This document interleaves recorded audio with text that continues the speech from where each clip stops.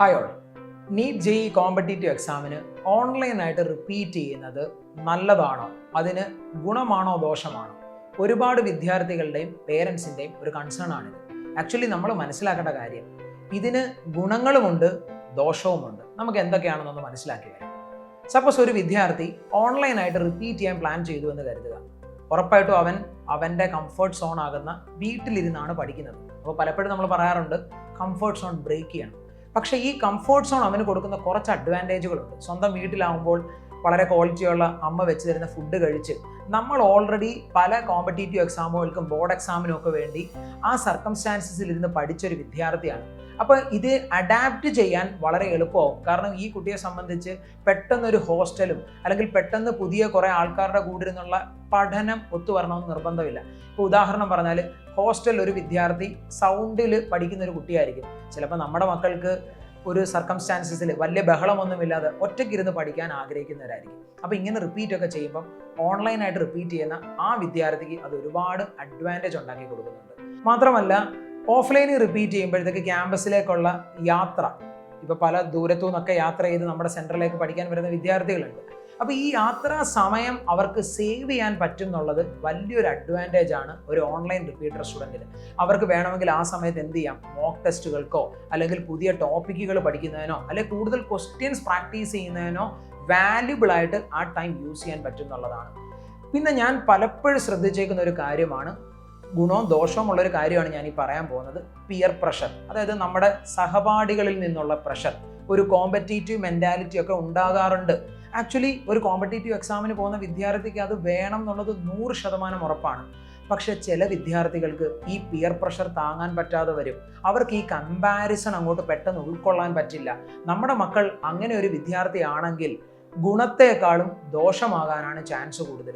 So അങ്ങനെയുള്ള വിദ്യാർത്ഥികൾ ഉറപ്പായിട്ടും ഓൺലൈൻ കോഴ്സ് ചൂസ് ചെയ്ത് അവരുടെ കംഫർട്ടബിൾ സോണിൽ ഈ പിയർ പ്രഷർ ഒന്നും അനുഭവിക്കാതെ കൂടുതൽ ക്വാളിറ്റി ടൈം കണ്ടെത്തി റിപ്പീറ്റ് ചെയ്യാൻ പറ്റും എന്നുള്ളത് അവരുടെ ലൈഫിലെ വലിയൊരു അഡ്വാൻറ്റേജ് ആയിരിക്കും. ഓൺലൈനായിട്ട് റിപ്പീറ്റ് ചെയ്യുമ്പോൾ വിദ്യാർത്ഥികൾക്ക് കിട്ടുന്ന വലിയൊരു അഡ്വാൻറ്റേജുകളിലൊന്നാണ് സ്റ്റഡി പ്ലാൻ കസ്റ്റമൈസ് ചെയ്യാൻ പറ്റും. ഇപ്പം നമ്മൾ ഓഫ്ലൈനായിട്ട് പഠിക്കുമ്പോൾ നിങ്ങൾക്കറിയാം, സ്ഥാപനങ്ങൾ കൊടുക്കുന്ന അതേ സ്റ്റഡി പ്ലാനിലൂടെയും അവിടുത്തെ പല റൂൾസ് ആൻഡ് റെഗുലേഷൻസും ചിലപ്പോൾ നമുക്ക് ഒബേ ചെയ്യേണ്ടി വരും. ഓൺലൈനായിട്ടാണ് നിങ്ങൾ പഠിക്കുന്നതെങ്കിൽ ഈ കസ്റ്റമൈസ്ഡ് പ്ലാൻ കുട്ടികളെ ഒരുപാട് ഹെൽപ്പ് ചെയ്യാറുണ്ട്. ഇപ്പോൾ ഉദാഹരണം പറഞ്ഞാൽ, നമുക്ക് പഠിക്കാനിരിക്കുന്ന കുട്ടികളെ രണ്ടായിട്ട് തരംതിരിക്കാൻ പറ്റും. Early risers and night owls എന്ന് പറയും. നിങ്ങൾക്കത് മനസ്സിലായെന്ന് ഞാൻ വിശ്വസിക്കുന്നു.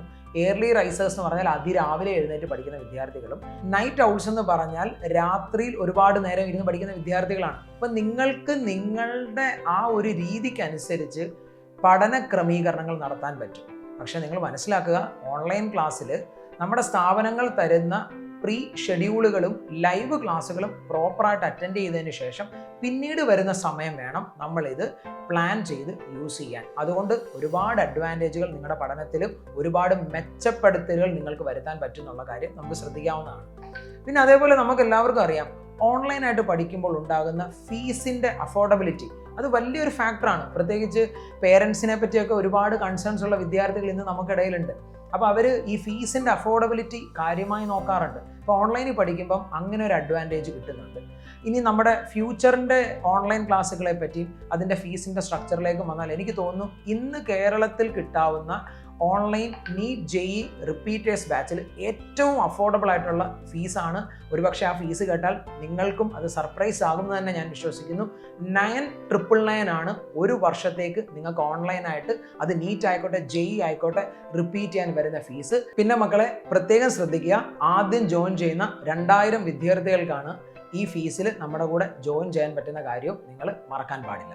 ഓൺലൈനായിട്ട് റിപ്പീറ്റ് ചെയ്യുന്ന വിദ്യാർത്ഥികൾക്ക് എന്തെങ്കിലും ഡിസഡ്വാൻറ്റേജ് ഉണ്ടോ, അല്ലെങ്കിൽ ഇവിടെ എന്തെങ്കിലും നെഗറ്റീവ് സൈഡുകളുണ്ടോ എന്ന് പലപ്പോഴും നമ്മൾ ചിന്തിക്കാറുണ്ട്. ചിലപ്പോൾ ഞാൻ ഈ പോസിറ്റീവ്സ് പറഞ്ഞപ്പം നിങ്ങൾ പോലും അത് ചിന്തിച്ചിട്ടുണ്ടാവും. ശരിയാണ്, ഒരു പരിധി വരെ കുറച്ച് നെഗറ്റീവ് സൈഡ്സ് അവിടെ വരുന്നുണ്ട്. For example, social media distraction.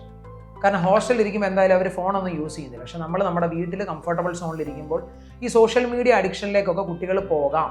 പക്ഷെ നമ്മൾ മനസ്സിലാക്കേണ്ട ഒരു കാര്യം, നമ്മൾ വലിയൊരു എയിമിന് വേണ്ടിയാണ്, അല്ലെങ്കിൽ നമ്മൾ വലിയൊരു സ്വപ്നത്തിലേക്ക് കയറാൻ വേണ്ടിയാണ് നിങ്ങൾ എൻട്രൻസിന് റിപ്പീറ്റ് ചെയ്യാൻ വന്നിരിക്കുന്നത്. അപ്പോൾ ഒരു കാരണവശാലും ഇങ്ങനെയുള്ള ഒരു ഡിസ്ട്രാക്ഷനും അപ്പുറത്തേക്ക് എനിക്കൊരു ലോകമുണ്ടെന്നും നാളെ ഇന്ത്യയിലെ തന്നെ ടോപ്പ് ഇൻസ്റ്റിറ്റ്യൂട്ടുകളിലേക്ക് നമ്മൾ എത്തണം എന്നുമുള്ള ഒരു കോൺഫിഡൻസ്, അതിനുവേണ്ടി കൺസിസ്റ്റൻ്റ് ആയിട്ട് വർക്ക് ചെയ്യാനുള്ള ഒരു മനസ്സ് നിങ്ങൾക്ക് വേണം എന്നുള്ള കാര്യം നിങ്ങൾ മനസ്സിലാക്കുക. പിന്നെ പല കുട്ടികളിലും കണ്ടുവരുന്ന മറ്റൊരു കാര്യമാണ്, ഇപ്പം നമുക്കറിയാം ഹോസ്റ്റലിൽ പഠിക്കുന്ന ഒരു കുട്ടികൾ ഒരു പ്രോപ്പർ ടൈം ടേബിളിലൂടെയൊക്കെ പഠിച്ച് പ്രോപ്പറായിട്ട് ഡിസിപ്ലിൻഡ് ആയിട്ട് പോകാറുണ്ട്. അല്ലാതെ വെറുതെ ഒരു മോട്ടിവേഷൻ മാത്രമല്ല വേണ്ടത്. എനിക്ക് നിങ്ങളോടും പറയാനുള്ളത് അതാണ്. നമ്മൾ ഈ സോഷ്യൽ മീഡിയയിലൊക്കെ കുറേ വീഡിയോസൊക്കെ കണ്ട് നമ്മളിങ്ങനെ ജസ്റ്റ് മോട്ടിവേറ്റഡ് ആവും. ജസ്റ്റ് മോട്ടിവേറ്റഡ് ആയാൽ പോരാ, മോട്ടിവേഷൻ പ്ലസ് ഡിസിപ്ലിനാണ് നമുക്ക് വേണ്ടത്. ഇപ്പോൾ ഒരു ഉദാഹരണം പറയാം. നമ്മളൊരു 10 മണി 11 മണി വരെയൊക്കെ ഇരുന്ന് പഠിക്കുന്നു, അത് കഴിഞ്ഞ് നമ്മൾ കിടന്നുറങ്ങി. സപ്പോസ് നമ്മൾ രാവിലെ 5 മണിക്ക് എഴുന്നേറ്റ് പഠിക്കാനാണ് ആഗ്രഹിക്കുന്നത്. സപ്പോസ് ഒരു ദിവസം 6 മണി വരെ കിടന്ന് ഉറങ്ങിപ്പോയെന്ന് വിചാരിക്കുക. നമ്മുടെ പേരൻസ് എന്ത് വിചാരിക്കും? എൻ്റെ മകൾ അല്ലെ എൻ്റെ മകൻ ഇന്നലെ കുറേ നേരം ഇരുന്ന് പഠിച്ച കുട്ടിയാണ്, അവൻ ടയേർഡാണ്, ഉറങ്ങിക്കോട്ടെ എന്ന് വിചാരിക്കും. പക്ഷെ ഹോസ്റ്റലിൽ അങ്ങനെയല്ല.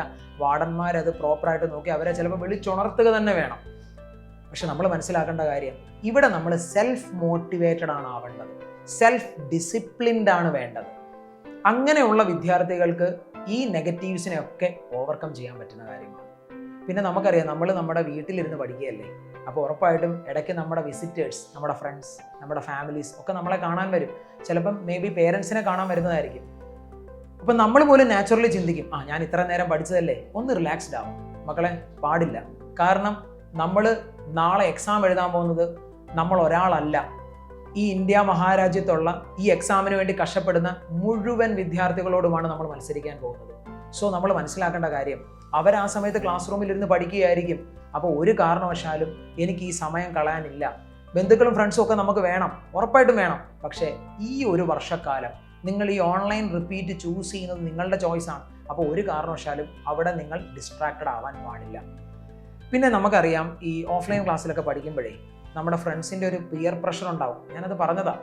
ആ പിയർ പ്രഷർ എന്താണെന്നൊക്കെ വളരെ ഡീറ്റെയിൽ ആയിട്ട് ഞാൻ കാര്യങ്ങൾ പറഞ്ഞിട്ടുണ്ട്.